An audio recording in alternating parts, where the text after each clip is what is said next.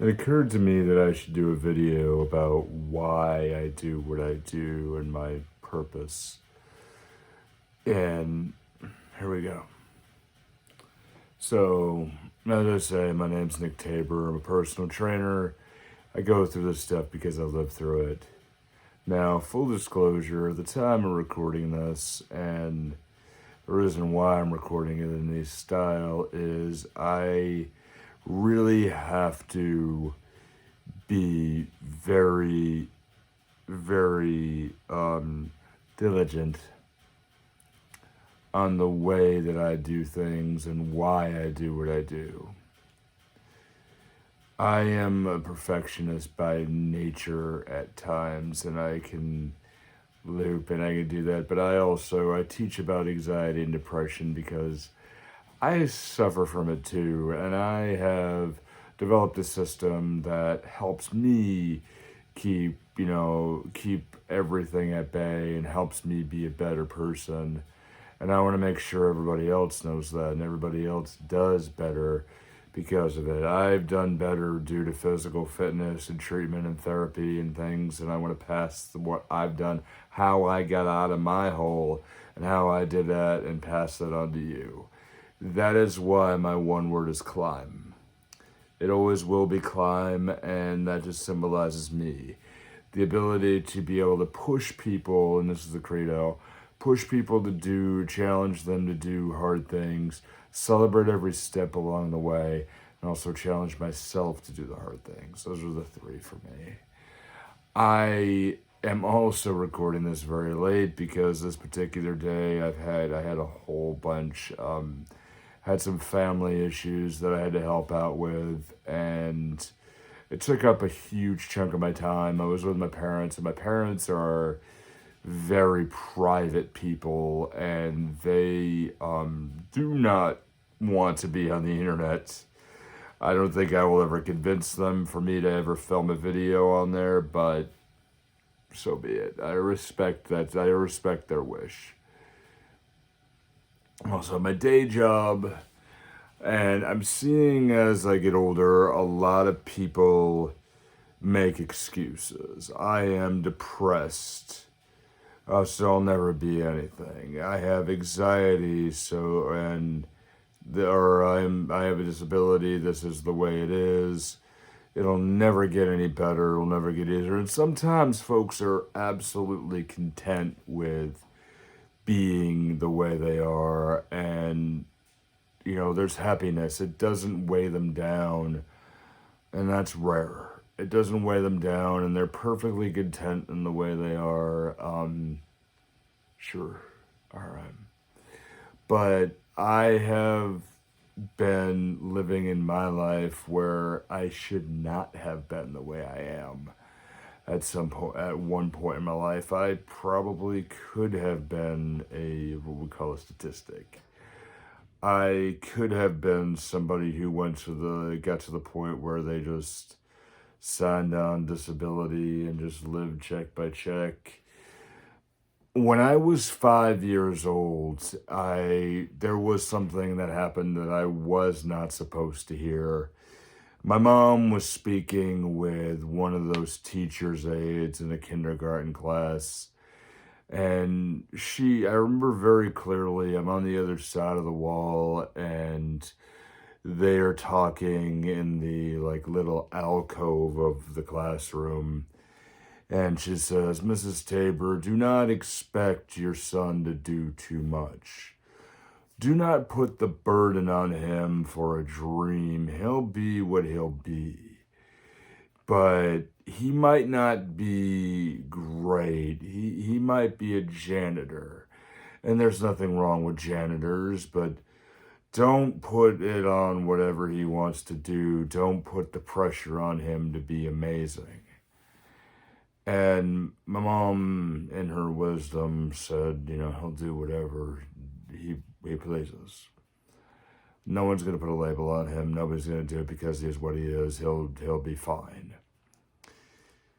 And that stuck with me. And I've always been really close to my parents, and I was very, very grateful for that. And she push me to do, to dream, to do things like, I always wanted to be some form of a teacher and I always wanted to do something with physical fitness.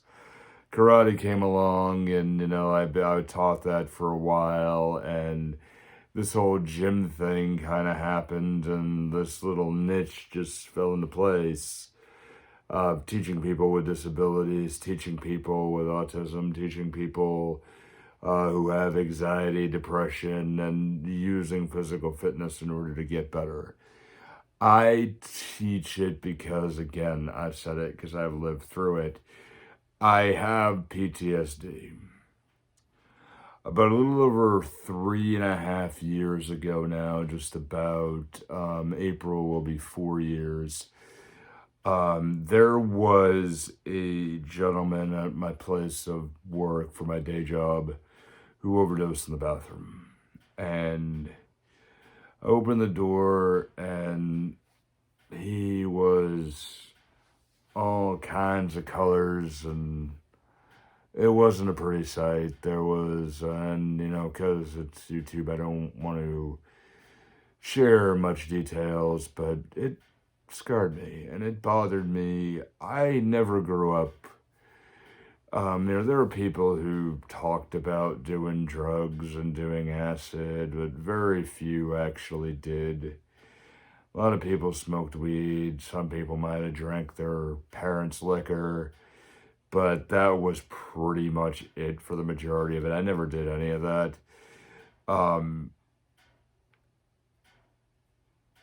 I never saw anything like that, but it was like you took a trash can and you're lifting the trash, the trash bag out of the trash can, and it just rips open and all the trash just spills out onto the floor. And everything in my life just exploded. Like, it was horrid. And I had that problem, but it also brought back every other issue that I had that I buried. And that was a mess. I was absolutely a mess. And what I did was, I've been seeing a therapist, but I also she helped me develop going to the gym to be able to clear my mind and to be able to work on the mental health side of it, and not just my body, but, my brain. And I learned how to be able to calm those things down. Of course, I know a lot about how to correct disabilities. Not just weight loss and strength training. That's all generic, but other things come about. But for me, it's about climb. It's about the journey. My one word, climb, is that for a reason. And I love seeing folks do better. I love seeing them unshackle their burdens. It's like you have that game of life when you're climbing up, and you may never reach that top peak, but you enjoy the journey upward, and it's always upward or forward. And you're climbing upward, and they improve, and you get to new and new heights, and you go, whoa, oh my God, I did change. That's awesome, That's why I do what I do, why I am a trainer, because I cannot sit on the side and know that somebody has the potential to do more. And it's not just going from 257 down to low 200s. You know who you are. It's getting your act together and doing things and being a bigger person than who you are, and saying, oh my God, I'm different. Oh my God, I'm stronger. Oh my God, I've done more than I thought I could because of you.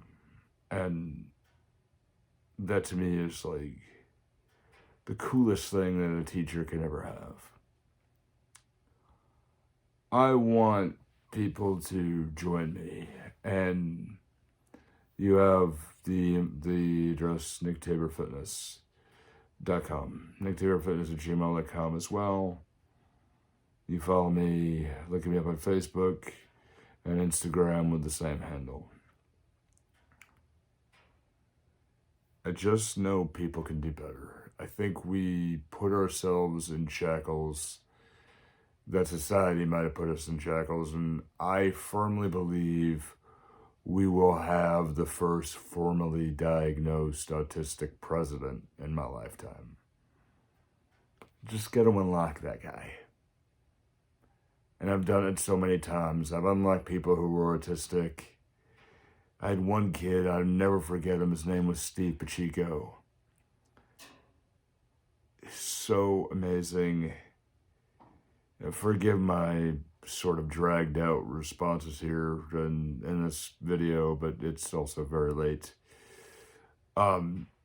Steve Pacheco was somebody who I taught, and I was in a classroom when I was teaching. He was in 4th grade. I was just about to graduate college, and I dragged out I made sure that he had some confidence. I talked to them one-on-one. I inspired him, kept him going, got him to speak in front of the class. And when he had autism, he was in special needs, and he came to this classroom for history, and then he went back and did his thing.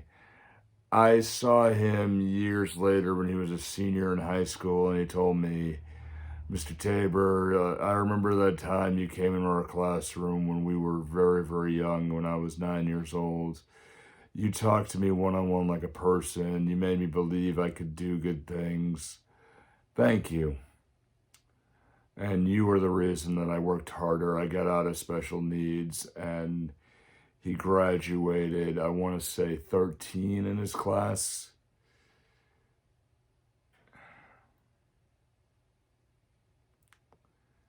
Knowing that I had that moment filled me for years. And I just want to make sure that we do this. I want you to be great. No steps today on anything, just a good ramble and just a good feeling. I hope you come join me. And I hope you can be great. I hope if we never even meet, I hope I can help you. Have a great day. Bye-bye. See you in the next video. Let me climb.